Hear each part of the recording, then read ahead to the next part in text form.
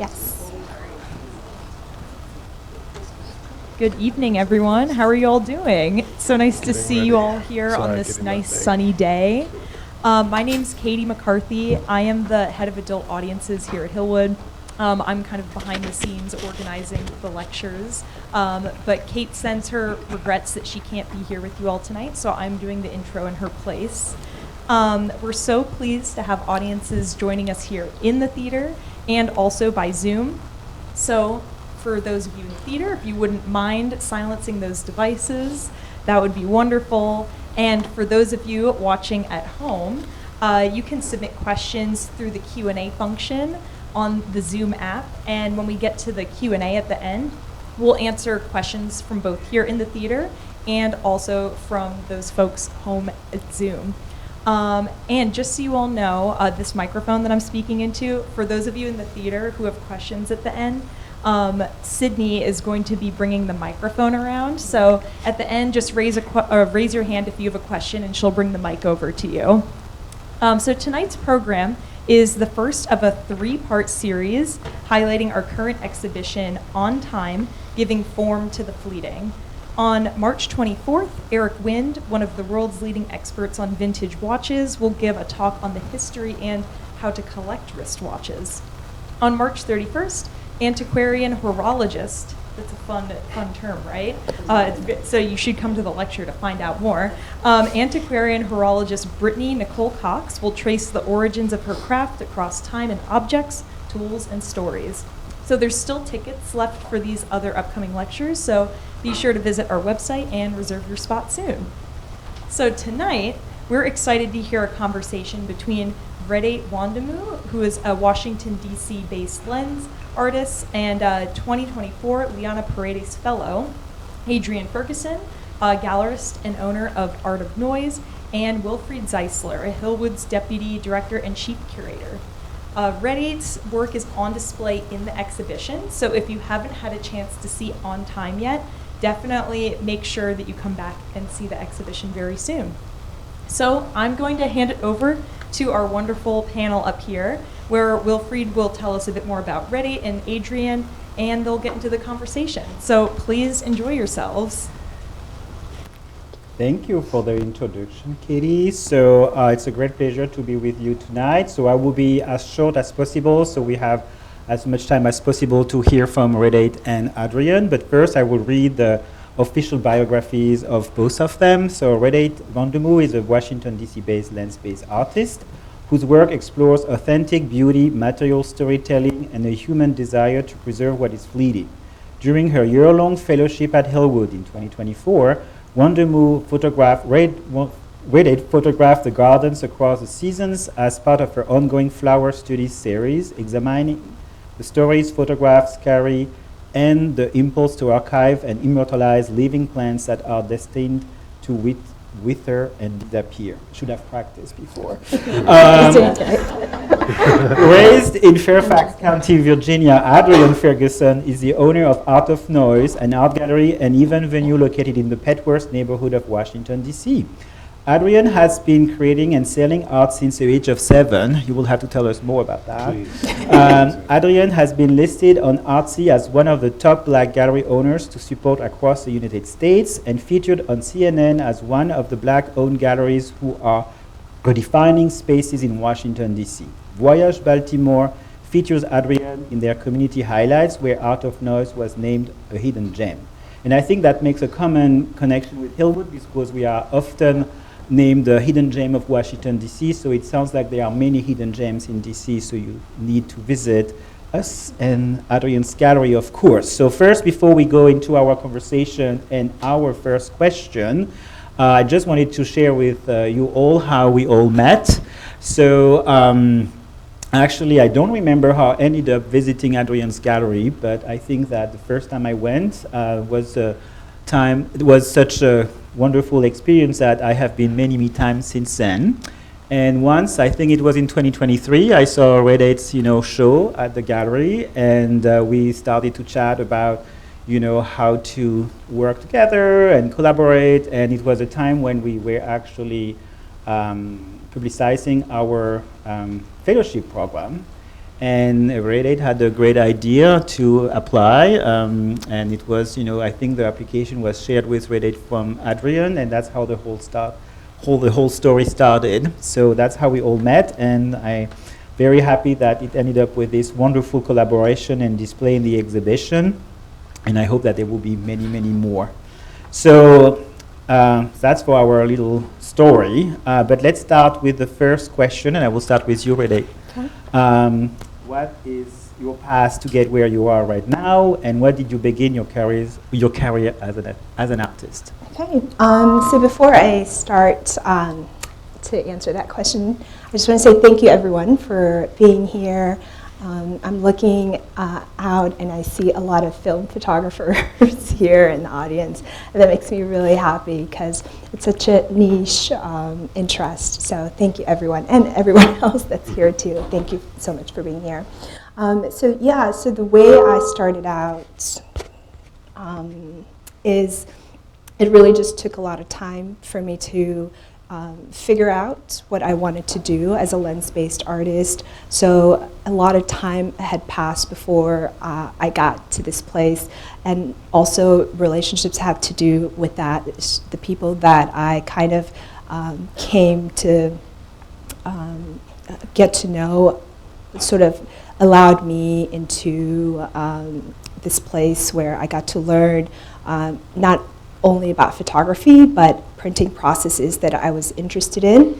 But really the beginning was my dad, who was the family photographer. I come from a very big family. I grew up in Addis Ababa, and there was 8 of us in the house, so there was a lot of birthdays. My dad liked to take photographs, of course, with a film camera back then, and my mom liked to get her photographs taken, so that was a really nice balance there. So growing up, I got to see a lot of photograph images, prints, like silver gelatin prints, and also just like prints on the wall and in our album. And then after moving to Chicago, really the memory that connected me was those photographs. So I was not only enamored by photographs in general, but the connection that I had was film photography, photographs taken by a film camera. So I really appreciated that the legacy that my dad left me was shooting with his film camera. So in college, I pursued that. And then, as they say, life was lifing, and there was an in-between time where I was like, well, let me try digital camera. So I did that, but that wasn't who I was. I think I was figuring it out, and I was sort of curious about learning, and also just like photographing different kinds of events and people. So there were things that I was doing where it was like shooting maybe street photography, and I said, oh, maybe I don't like that. I did maybe like events and weddings, and I was like, oh, I don't really like that. And then when I was getting into film, for some reason that always resonated, that always stuck with me.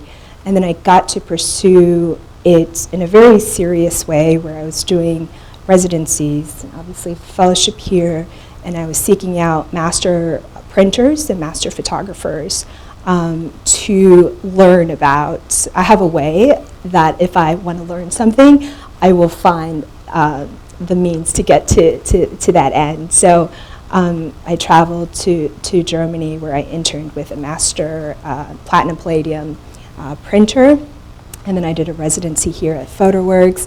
And then in terms of my career, it was really DC that made it into this place where it gave me access space. You obviously need a darkroom to print as a film photographer, because not only was I shooting, but I was also printing, making silver gelatin prints, platinum, palladium, we'll talk about that later, and cyanotype prints. So you need space and access to do that. So I was really honing down my skills and my techniques.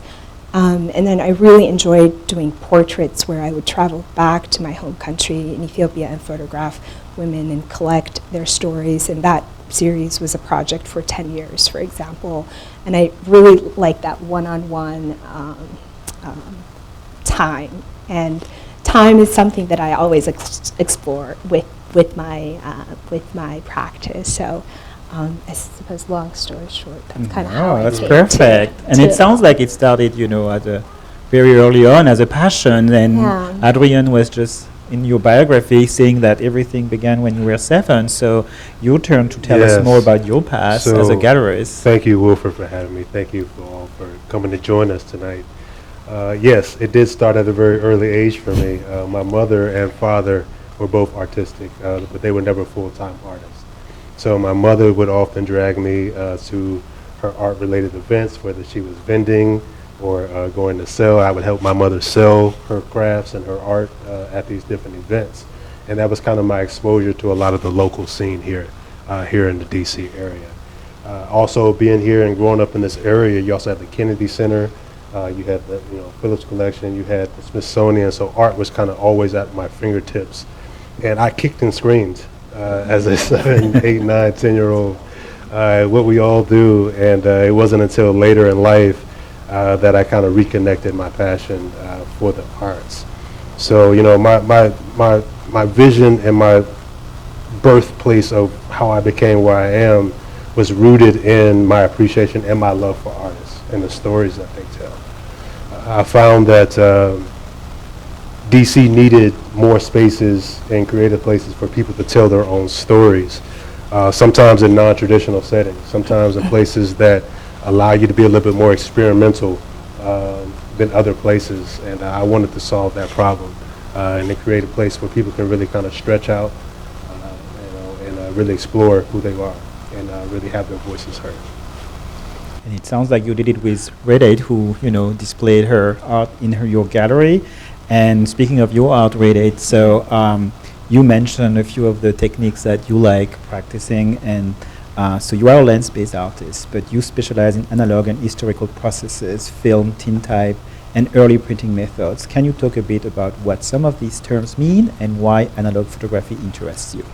So analog photography interests me. Like I said, I'm sort of obsessed with this idea of, sometimes they say I like to make my life a little harder than it is. It takes time. It's very finicky. I travel to Ethiopia with film, and then I come back, and TSA is always, maybe not here, but there. It's always difficult to travel with film, but there's something worth it for me in telling a story through film photography. So the three main mediums that I use is silver gelatin print that you would probably took in your high school or college days, where you're printing in the dark room, in the red light room, or an alternative printing process, which is cyanotype or platinum palladium, that is made out of a negative that you make contact print directly on the paper. So those are the three mediums that I focus in, analog photography being using film as an emulsion. Instead of a digital sensor, you're using a light-sensitive film to take your photograph. You can do small or medium or large format. Small is probably what most of you have probably seen with a 35 millimeter camera. I photograph using a medium format. Especially during my time here for 1 year, it was easy to access, to walk around with a medium format. And then the tintype I made with a large format camera in collaboration with my colleague, where you make a direct positive image right there when you make your exposure, and then you make the image also immediately afterwards. So these techniques, I think they enamor me. I think also it's a way to keep them archival and tactile. There's something for me about making a print by hand, the idea of something living longer than me that intrigues me. Again, I maybe like the idea of just kind of making my life a little harder, because I also print these large life-size cyanotype prints that you might see in a PowerPoint that were made from a large digital negatives. That's very time-consuming. But I think for me it all starts with what story I'm trying to tell. We'll come probably closer later on to this story, but the reason why I wanted to use film to photograph the garden was that was how it was photographed during Meriwether Post's time. So I just kind of wanted to continue the idea of photographing the garden using this medium. Wonderful. So you mentioned actually many times and several times in your answer the idea of telling a story. And I know, Adrian, in your gallery, by showcasing so many artists, you tell many, many stories. Absolutely. So I would like to learn more about, what is your vision for your gallery, Art of Noise, in Petworth? The vision is to continue to cultivate the place where people can come and tell their curated story. It is one to eventually to grow and expand and take that model and sense of community that we built inside Petworth with wonderful artists like Redeat, and to be able to replicate that. My personal goal is to expand the gallery, have a presence in Northern Virginia. I'm actively looking right now in the Woodbridge, Fredericksburg area to have an Art of Noise presence there. I'm also looking in Baltimore as well to have an Art of Noise gallery there as well. So you showcase Red's work, right? So can you tell me more about your relationship and how it worked? So I believe Red and I met before COVID, right? That sounds so long ago. I believe it was like Pre-COVID, post-COVID. 2019, maybe 2020, more like 2019. Yeah. And before I met and introduced and understood her as a photographer, I really met her as the person, right? And Red would come to the gallery. She would, check out different exhibits. She would just kind of mill around, and then she would say, hey, I really like this. Who's the art? She would ask questions. About Art of Noise. She would ask questions to me about how I got started, what I'm doing, and I liked her. I liked her energy. I liked her pursuit of her photography, and she inspired me. Really, she doesn't really know that, but Red is very much of an inspiration of somebody who chases perfection and wants to be a master of their craft. And knowing Red and being able to work with her, I want to be a master of my craft and become a artist. So. Well, that's such an honor to hear that. Well, and as I mentioned, I met Red through Adrian by seeing your work there, and so that's how everything happened. And you can see some of the, you will see some of the works that Red had created here. So that's actually a segment to my next question for you, Red. So your works on display in the exhibition, and I hope you all saw them, or you all saw them, or you will have to go and see them. They showcase Hillwood Gardens throughout 4 different seasons, but they are just 4 for many, photos that you did. So what was the process like collecting these images, for example, and how did time play actually into the process, since time is one of our themes that we want to explore tonight? Yeah, if I can pull back a little bit and tell the story that the fellowship was offered for 2 weeks or yes, 1 that's right. month. That's right. And I am really good at creating creating ideas in people's heads and then let them come to the conclusion of what I want them to do. So, I said I wanted to photograph the garden for an entire year during the different seasons. So I think I worked along with what you had in mind, though, right? So I was following the rules yes, a little absolutely. bit. No one said that the 4 weeks should be at once. So exactly. Yeah. And my way is just do it and then ask for forgiveness later on. But I mean, really, this is a place where I really just kind of wrote them my story, that I collect I make images as opposed to taking images. So I need time to take these images, and I had a flower study series that I was working on for years prior to the fellowship, where I documented flowers for days obsessively. So I really wanted to photograph slowly with time, and I also did research at the library of the archive photos from 50, 60, 70 years ago of what the garden looked like for my visual understanding. So most of my work kind of starts that way, by doing research of what's been done. I think that a lot of things has been done, a lot of images has been taken. So how can I do a work that shows this garden in a way that has not been seen, but it also has. So really, I think I kind of wanted to photograph slowly and use different mediums that were familiar to me. So by, kind of saying that and taking a chance, and when I got the message that, I was accepted for the fellowship, it was great, because it was finally this idea of like, okay, you're allowed to work slowly. And I think photograph as art is, I don't want to say it's not popular in DC. Maybe that's a big statement to make, but I find that like it takes time and explanation and collaboration with people to help them understand that my work is supposed to be consumed as a piece of art, as opposed to a journalistic or an editorial or that kind of work. So the ability to just kind of work slowly and meticulously, and with film and different processes, it just really takes time. And there was a lot of times where I said, okay, we had the biggest snow, can I come in? So to have access to the garden in those times was a collaborative work. So that's kind of how.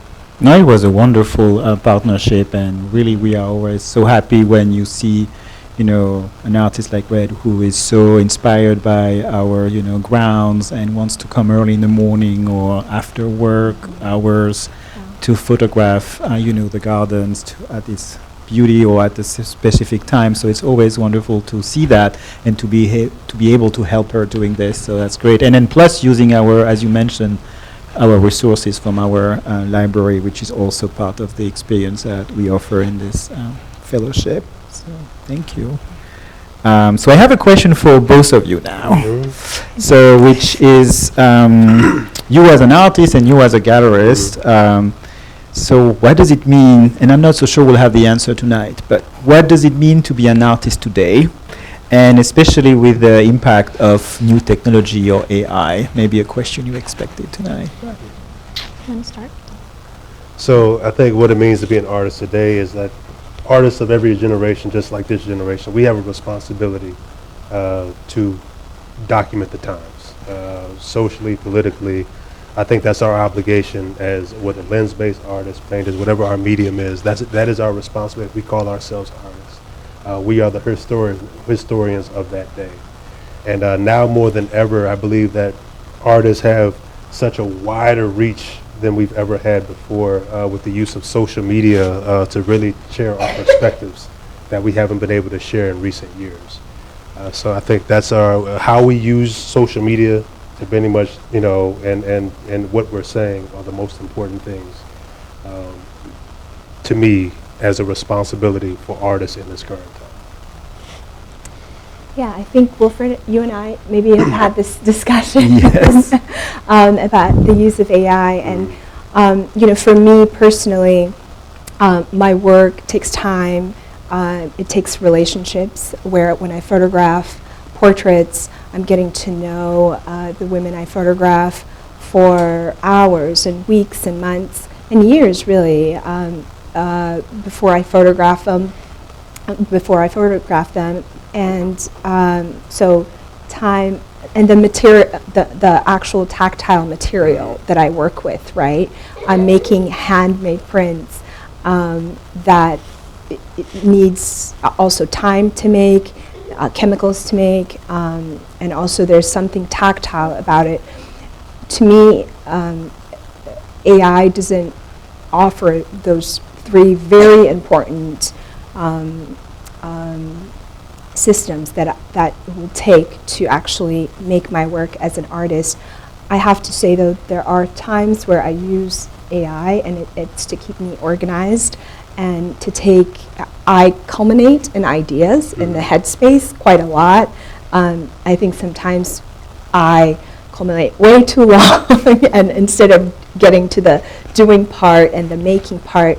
So I think what I use AI and ChatGPT is to help me organize my ideas and to take me from concept to the actual making of the thing. It's like break it down to steps so I could just go ahead and make it instead of like stop thinking about it, for days and months. So I find it useful in that sense. English is not my first language, so I use it to support me and with that, and so there are times where I feel that it's necessary and I use it and it's useful. Maybe I should say it's useful, but personally, as a lens-based artist, the making of my work depends on relationship and human contact and time, and those are the things that AI doesn't really offer, and I don't really have space for it. So I think it's a balance of like using it when it benefits me, but also being very dedicated and crossing my finger that that film photography doesn't die. Right. And I'll just add into that as far as like the use of AI and artists in today's time, right? So AI is kind of like this new frontier, right? And there's a whole bunch of like legal questions that are arising from the use of AI, particularly in art, as far as like copyright and authorship and those type of issues that are happening. I think it's also important to know that, you can't replace an artist, right? I mean, it's only a machine can only do but so much in this world that an art can. And there's other artists here who are in this city who are actually pushing AI and challenging and taking AI to the brink and seeing what it can really do and using it the right way, I think, in my opinion. I think one could say Hadia Williams, her exploration of AI is really groundbreaking in what she's been able to do and what she's been able to create in the city. So. Yeah, it sounds like, can be a very useful tool, but you need an artist behind, Absolutely. the use of the AI. Yeah. Thank you. So I think you already touched upon this, but Red, we have a few of your work, in this exhibition that relates to your time at Hillwood. So is there anything you would like, to develop on this work specifically that are in the exhibition and about your experience here about the fellowship? So I think what I would probably add to that is in terms of what the fellowship allowed, again, is like this space and access, unrestrained time to be able to practice my work genuinely and authentically as possible. And then, the research library was like such a great place to spend a lot of time there. So, and for you all here to trust that as a photographer, that, I have full support to do my work and do something that's unique, but the importance of it, right? Because, I was even looking through images and books that were published that the garden has really been photographed so much. There's no lack of photographs of the garden, but I think for me, being now living in DC, there's almost further curiosity to continue to see how the garden changes and looks, and I think the relationship that I kind of was able to gain from my time in the fellowship has been really great. Yes, thank you for saying this. It's great to hear. So I just wanted to add about the fellowship. We don't necessarily, the artists, when it's an artist who receives the fellowship, so they come, they enjoy the grounds, they get inspired by the art, they get inspired by the library, they have their own sort of little space, and we don't expect them to create something necessarily. They, it's just like use the time, use the resources, and it depends, of the project, of course. And while Red was here, since she went 4 times in a year, so we were developing, projects, and I was thinking about this on-time exhibition, and then I thought the season, I was like, why don't we just make like continuation to this relationship? And so I asked Red to share with me some of her photos. I had not seen anything, and I was fine. And then she sent a whole folder. It was a lot of images, and then I was like, well, I will just go through and choose. And I spent so much time because the choice was terrible. Horrible to make. It's just took so much time because they were all so beautiful. And as you said, has been a lot of photos taken of the garden. There was a book published about the garden. But still, there were like so many new ways of looking at it or understanding in the garden in a different way. So that was so wonderful to see how as a reward for us, that there was such a source of inspiration for you. So that was great. The day when I received all these images, it was like wonderful, wonderful experience. So that I wanted to add on the fellowship and this partnership.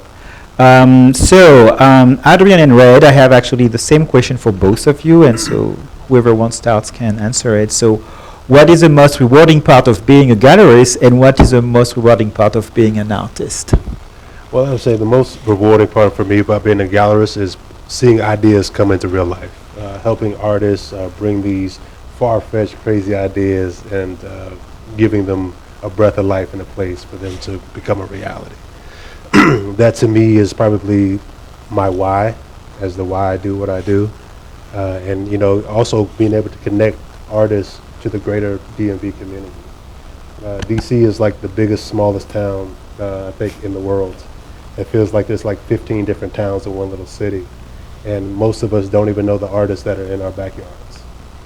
And I want to solve that problem and create that place. And that's my reward. Yeah, so for me, for context, DC really became this place where not only I was thriving and I was succeeding as an artist, but it was also a place that I was celebrated, I was understood, I was really getting to do what I was meant to do. And it's interesting because DC for an artist is not New York, it's not LA, it's not, especially for me as a lens-based artist concentrating on platinum printing, silver gelatin printing. It was in Europe, but DC became really special because it was spaces like Adrian's gallery, Art of Noise, where my work was being shown and my works was gaining collectors, and places like here, Hillwood, where I was getting a fellowship, and I think for me, DC made sense as someone who needed a dark room, a space, a place to call home. I traveled quite a bit after college. Like I said, we migrated from Addis to Chicago, so my life was very much about movement and constantly not really having a place to call home to develop my work as an artist.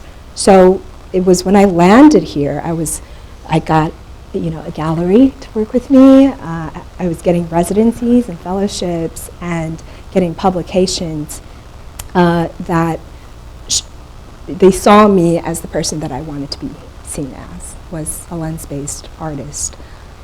So, it's such a great feeling. I want to continue to cultivate, and it's because of relationships, it's because of people that see you and they say, okay, you're nagging me so much, so I just have to say, all right, and I will sort of collaborate with you or work with you. You have to have people that believe in the work that you want to do, especially if you're not coming from an academic institution where, I was producing work as an MFA student, but I didn't have an MFA.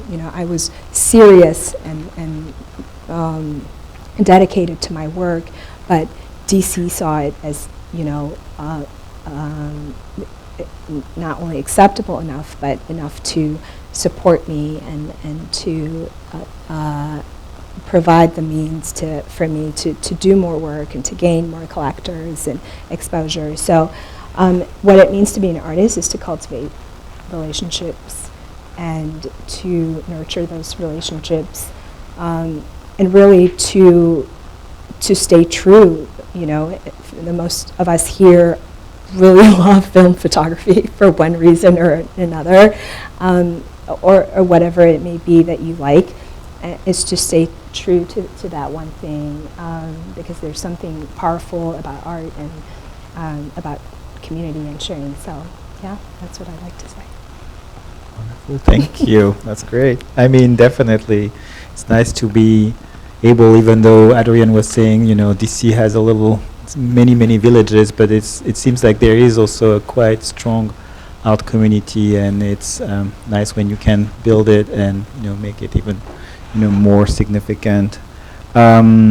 So since you both call like DC kind of your home, what's next here for you both in the near future at the gallery? And you, Red? You want to tell them? Okay. Yeah, I have quite a lot of things coming up for me.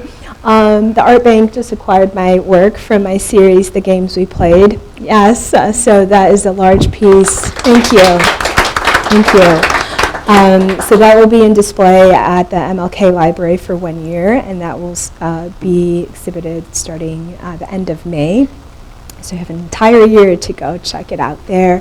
I am teaching, I also teach workshops mostly to teens, preteens, kids workshop, and I'll be doing that at the National Gallery of the Art, April 19th. So if you have teens in your home and you want them out of your house for a Sunday afternoon, I'll be teaching there. They can register for it. Probably it's going to open in a few weeks, so be on the lookout. Adrian and I are going to have a solo show of my series, The Games We Played, where again I took a year of researching the games that Washingtonians, people born in Washington, living in Washington, the games that they played. And I used children as sitters playing these games of the stories I got, and some of the story images I collected from MLK Library was an inspiration too. So that work will be in display October. Yeah. So please come to Art of Noise to see that work.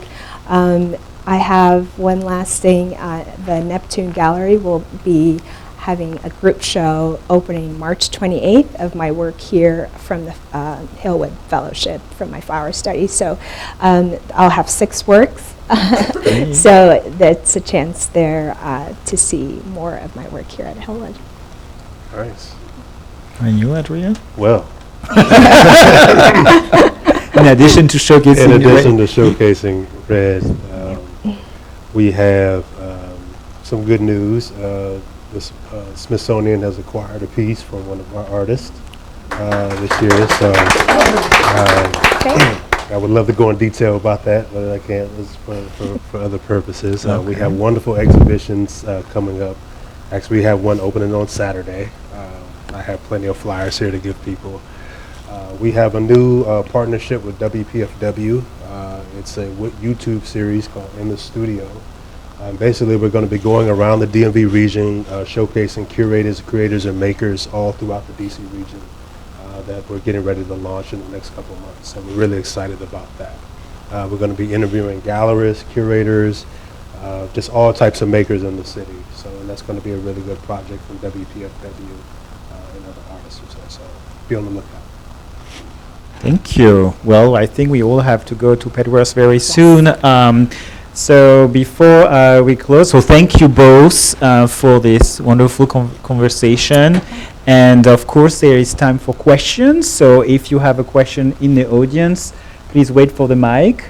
And then we will also have some question from the Zoom. So I think there is one right here. I just want to say, before I give out the microphone, I'll come to you first. Please hold the microphone close to your mouth the way I am now so that the people on Zoom can hear you clearly. You may regret that. I'm actually going to cheat and ask 2 questions to Red. The first question is, do you have a favorite medium? You mentioned the traditional print, tintype, and cyanotype. And if you do have a favorite, why? Yeah. The second question is, in your time here photographing the gardens, was there a particular place in the gardens or a season that you most connected to? Yeah, terrific questions. Thank you. Yeah, so I do have a favorite medium. Monochrome in general is my favorite color, if I could say that. So I really like platinum palladium. So platinum palladium is the most archival way to make a print, and it has the most tonality in terms of your blacks and your whites. So the prints are just like really beautiful, especially for me when I do portraits. I really like how it looks, and this idea of the paper and the chemical become one, and that's kind of how you make the image. It's sort of ingrained in the paper. It's very fascinating to me. It's also the most expensive way to make a print. Partly why I like it. So I wanted to learn how to make platinum palladium, and it took me 2010. So it took me about 12 years to get. So I did a lot of research. I found a master printer. He's based in Germany, who does that, and became friends with him, and went to learn with him and did an internship with him. So I really got to understand what I could do, and then I came back here. Again, it's time consuming. You're dealing with drops of chemicals, making it. So it's very meticulous, very finicky. So I just learned how to do that. I went to New York, took another class in making large prints. So that's my favorite way. I also like silver gelatin prints. I like the idea of just like going in the darkroom. It's very soothing for me to go in the darkroom and make silver gelatin prints. I like how the chemicals smell. Probably not that great for you in the long run. But there are these Washington Post photographers that spend like years in the darkroom. I think they're okay. I hope they are at least. So I like that. Maybe. Yeah, maybe. Right. So those are my favorite types. And it's very niche, but it's still being done. Actually, there are master photographers that still, and groups that still practice this way. My favorite it's a hard question to answer. Which was my favorite garden or plant to photograph? But there was something about the garden changed throughout the year, right? But the ginkgo tree, the Japanese maple trees, there was something just exquisite, beautiful about how they changed throughout the season, but they stayed there, So I just liked photographing them. So I used different mediums, different color films, black and white, tintype, and obsessively photographed them. And you probably saw some examples. Exactly. So I really enjoyed photograph. I spent a lot of time looking at that tree, and still to this day when I walk in, that's of course you can't miss it, right? But during the fall, and there are times part of the year where it changes so dramatically. And the idea that it's probably also been here the longest, right? Probably the tree next to it has been here longer, because I think what I heard is like that tree has been here maybe 75 years or something like that. But the ginkgo tree also just has very, I just really liked photographing that tree too. Yeah. Am I doing okay with it? Okay. Thanks so much for the talk. It's very, very interesting. I also had a question about medium. As an artist, you just work across so many different mediums and film stocks and processes. Yeah. I'm curious, approaching a project like this that's over such a long period, do you have an approach or a process by which you sort of match a medium to the subject? Yeah, that's a different question too. Yeah, so for this specific project, I really kind of shooting with film, with color film, was not something I did quite a lot. I really shot with like black and white film, and that was my comfort zone. But with this project, I really wanted to challenge myself. So I, in 2 of the photographs that Wilfred picked were in color, but with the garden, you almost have to pick, a color film. So I do spend a lot of time before I photograph anything, what film I'm going to use, what format I'm going to use, what type of camera I'm going to use. Like I said, that's a lot of time where I spend, in my head. So for this series, I said, I'm going to just kind of test out, without being obsessive about it, different types of color films, and also just like added tintype to that list because I didn't really do a lot of tintypes. But when I found it comfortable was like making contact prints from the foraging plants from the garden, making silver gelatin or cyanotypes. So there are my comfort zone is monochrome. If I can stay there, I would. But I think for this series, I really explored different types of color. But like my Modern Muse series, where I photograph women, I do silver gelatin prints. I use like Kodak, like T-Max, black and white film, and that's mostly shot. My self-portrait series, where I made large cyanotypes, I use obviously cyanotype, and I shot it with a Leica. But it all, I think, before I photograph anything, I'm trying to say, what is the best way I could express and show the series that could be true to its form? And most of my series find a place to call home in those series. And the series that we have shown at Art of Noise was the Modern Muse series, the silver gelatin and the platinum prints. Yep, and the platinums. Yeah. And the Phoenix series. And the Phoenix too, yes. Adrian, my question is for you. I'm particularly interested in promoting local art in DC, and haven't heard of Art of Noise, so I look forward to coming and checking out the gallery. I think my experience with DC, as it's always been great with the fine arts, you mentioned at the beginning of this talk some of those places that have put efforts into that.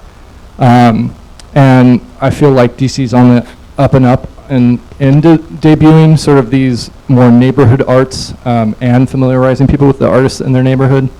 I was just wondering if you could speak to sort of the state of DC or the DMV in terms of local art and displaying that. Well, I think we are actively figuring it out, okay, in this city. I think voices are being heard within the art community. I think people are optimistic about the future of DC and the impact that it's going to have on the artistic landscape in this town. So, I mean, historically, I think, this town has, we always seem like I say it's like the biggest, smallest town ever, right? And sometimes we don't always, connect artists to community from like that high level all the way down.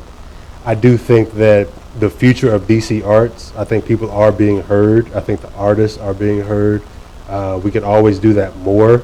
But one, I think the best way that we can do this is start in our neighborhood, right? I think that's the best thing we can do is take the initiative and wherever we live, wherever we reside, wherever we work, and to do some clips, do some films, do some recordings of people on the street or artists that live in your complex. Say, what's your process? How long have you been doing this? Where can people find more of your work? Those are things that you and I and everybody else in this work can do in order to elevate those voices until we kind of figure it out, Baltimore kind of has more of seems to have like a more grassroots, organic, thing that's kind of happening right now. I think that, I'm very optimistic about DC's artistic future. Thank you. Hi, everybody.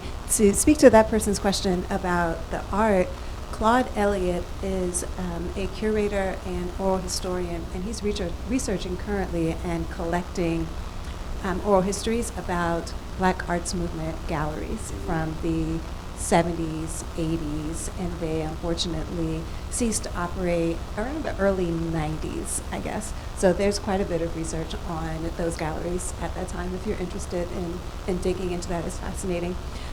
My question for Red is about your recent work here at Hillwood. When you look at it, you can think automatically, oh, it's beautiful. I'm also curious how you might look at your work through the lens of rest, that your work inspires pause. And you've said frequently in your talk, or a couple times, that you want to work at a deliberate pace. You don't want to be rushed. You're still quite productive, but it looks that you're taking your time with it. So if you could talk about your work in the gardens or your photography through that lens of rest and not just beauty. Yeah. Thank you, Rhonda. Yeah, so, you know, from the time of when my fellowship started, which was 2023, in the springtime. So I had, was it 2020? 24. 23 is when we met. 23 is, yeah. And then That's fine. Yeah. Time, numbers. And we're having fun. It was in the spring. Didn't pay the premium on that. Yes, so 2024. That's Yeah. right, but still, right? Spring of 2024 is when I started the series. So it was a year, right? 2024, spring of 2025 was when it ended. And then from spring of 2025 till about, I don't know, fall or late fall is when you're like, okay.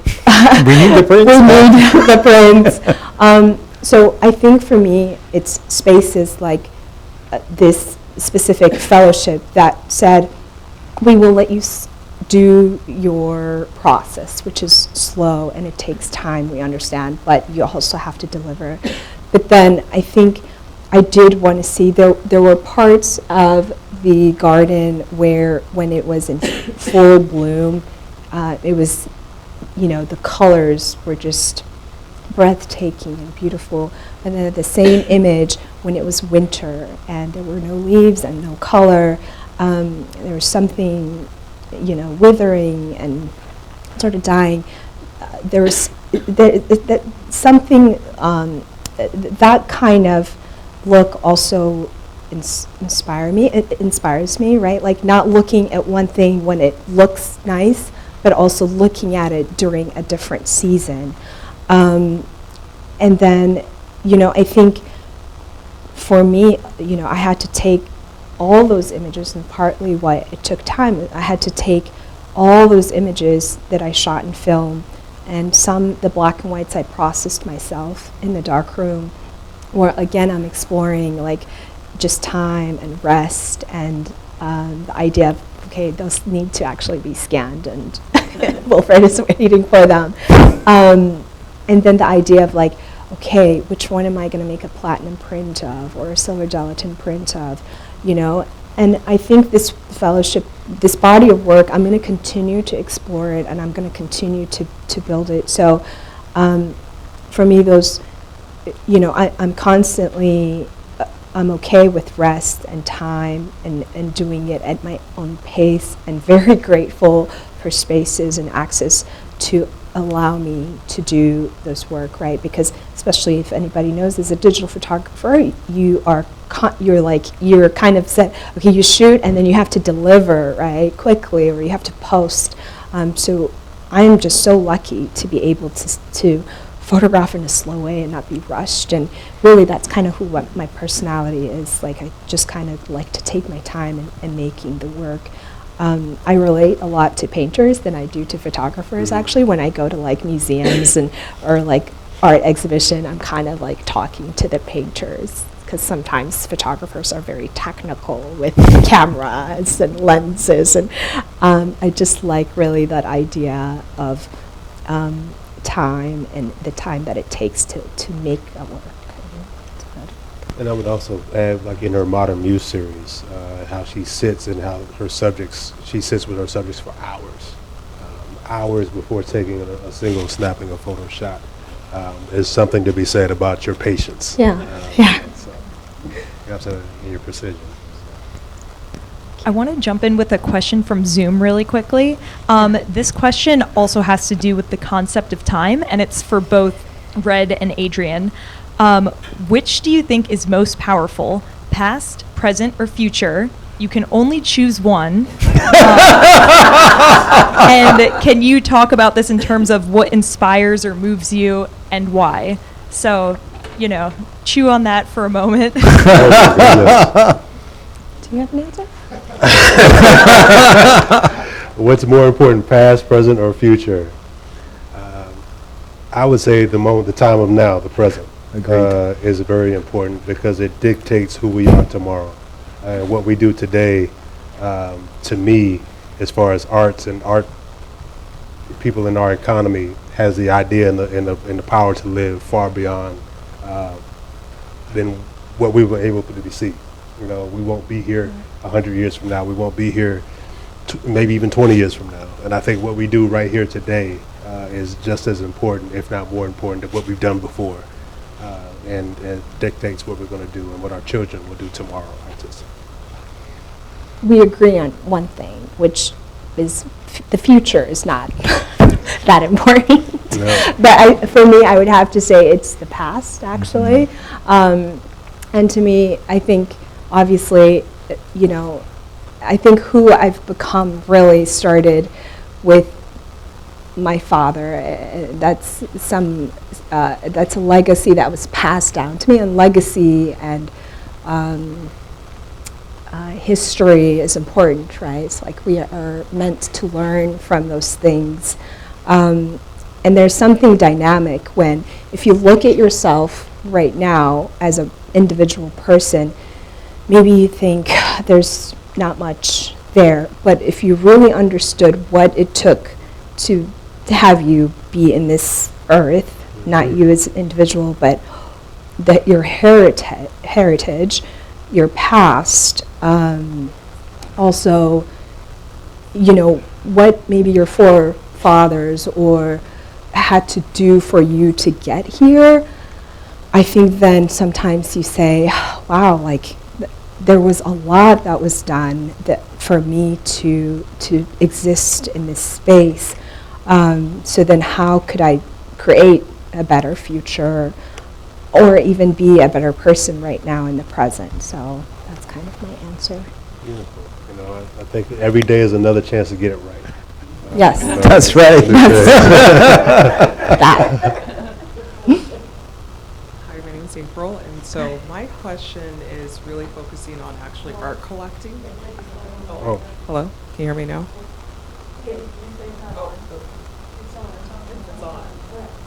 Okay.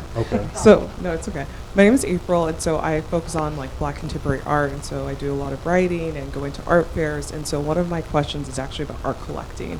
A lot of times it could be very intimidating for people that are new to it, or they're just maybe collecting one thing, they were gifted something. But Adrian, as a gallery owner, what advice would you give someone that is interested in collecting specifically from your gallery? And then Red, also specifically for you, this audience is here obviously for your work. And so not just attending, the exhibitions, that's one entry point, but how can we actually support from an economic standpoint?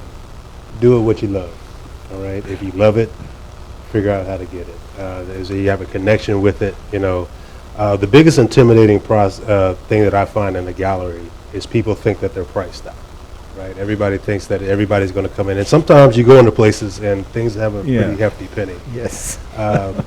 But that's not always the case. You belong in these spaces, and your money is just as well and just as solid as anybody else who does have that amount of money. I think my advice to you is don't be intimidated by the price tag. Let's figure out a plan how to get it. What I do, I work with a lot of collectors to come up with payment plan options. Let's break this up into pieces over milestones and develop, things and process in place so that you can obtain the art. So it's not as heavy on your pockets.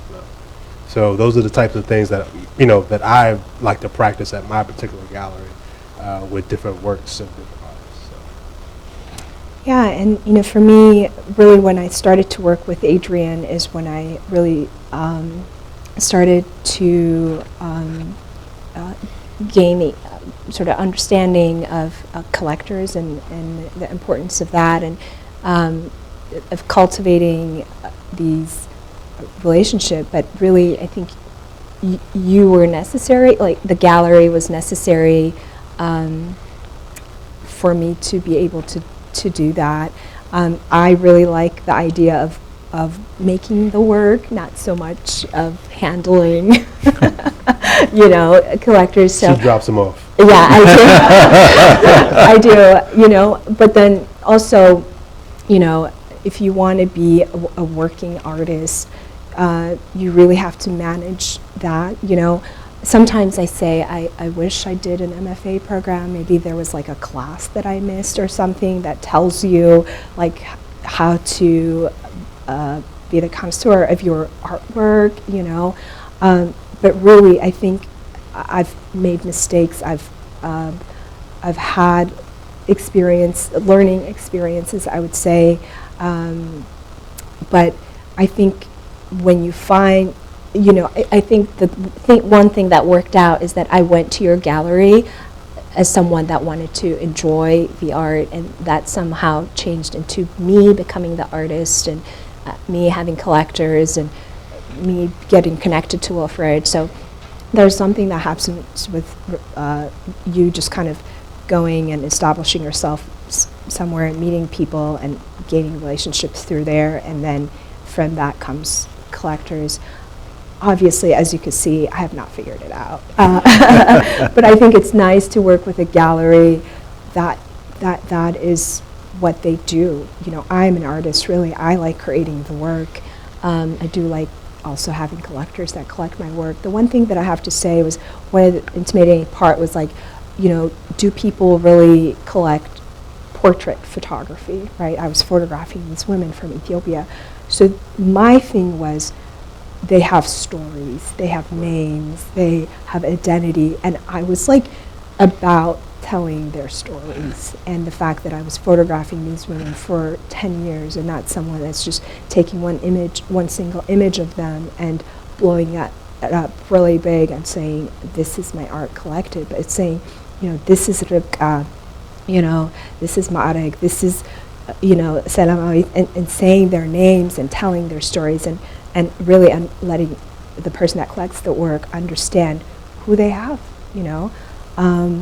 and people around DC have collected my work, so that my portrait, even my self-portrait, is in people's homes, and that amazes me. I think 6 years ago, if you asked me if that was possible, I would say, I don't, I'm new to DC, and now people have my work in their homes, and I'm honored, to be able to say that.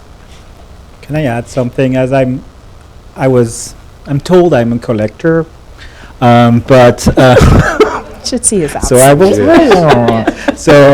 But I will say, if you like it and you can afford it or find a way to afford it, just go for it. And whatever people around you say, whatever you don't have a space for it or whatever, just it's something that when the work speaks to you, that's how it works with me, and then I get obsessed.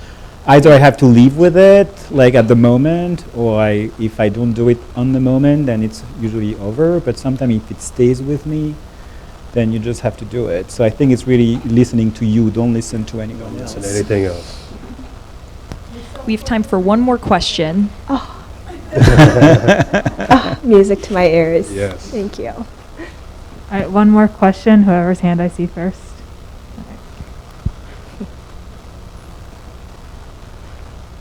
Thank you.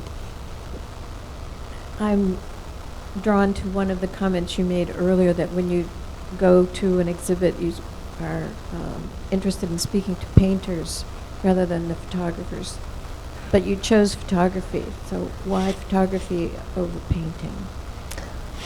Yeah, I think I always say that I was supposed to be a painter, and I didn't hone down my skills as a painter and find movements, or maybe making a painting. So when you use alternative printing processes like cyanotype, platinum, palladium, you use a brush and you paint, you coat, we call it coating your paper. So that's a way for me to like paint on a paper. And I think I say that because I see, the best compliment I can get about my photograph, for example, is when someone says, "Oh, that looks painterly." So, because I'm constantly I'm thinking, oh, how I can shoot it and print it to make it look painterly. I don't know what the obsession is. Again, I think I work a lot with obsession. But so, yeah, I think I'm just really drawn to the idea of painting, and I do watercolor, and maybe one day I'll show this work. But really, I was able to find that by doing these alternative printing processes, you still sort of use brushes, but in a different way. You still depend on a negative to make your image. But I think I love Rembrandt lighting. When I photograph the portraits, I use natural lighting. I don't depend a lot on studio lighting. So again, it's this constant need to want to make my images look like painting.